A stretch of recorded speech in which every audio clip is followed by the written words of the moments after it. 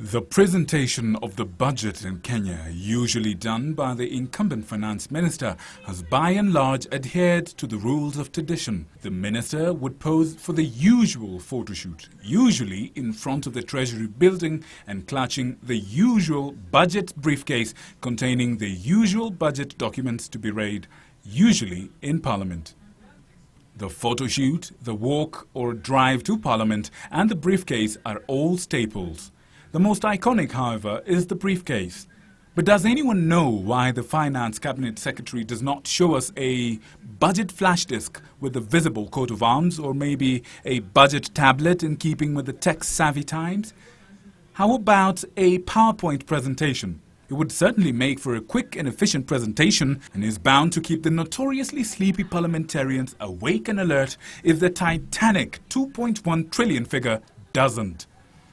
One way or another, and regardless of its contents, the budget briefcase has been an iconic part of the budget process in Kenya, with a few exceptions.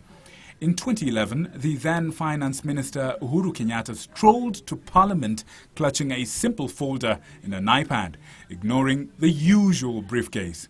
A surprise similar to the actions of the early 90s British Finance Minister Norman Lamont, who once carried his budget papers in a plastic paper bag because he used the budget briefcase to carry some whiskey. High-quality Highland Park whiskey, for that matter.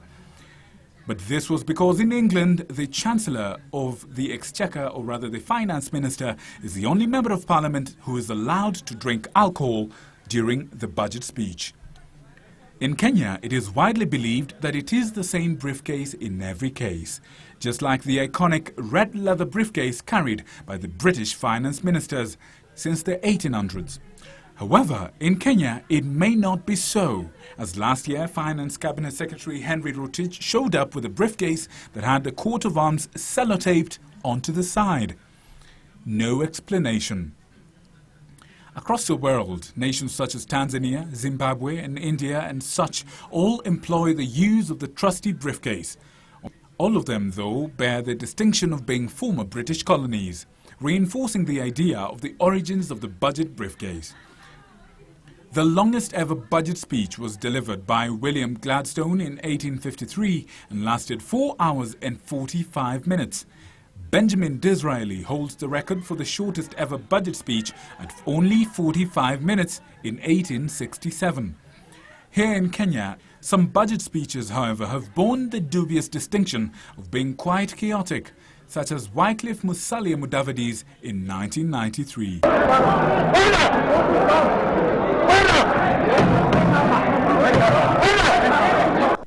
Seasoned parliamentary reporter Sir Alexander McIntosh sat through 60 budget speeches during the years of 1881 and 1941. His famous line, "Speeches get shorter as figures get bigger," is certainly true in the Kenyan case, as the Kenyan budget has never decreased, instead steadily increasing, breaking through the trillion-shilling mark in 2011 by the then Finance Minister and present President Uhuru Kenyatta.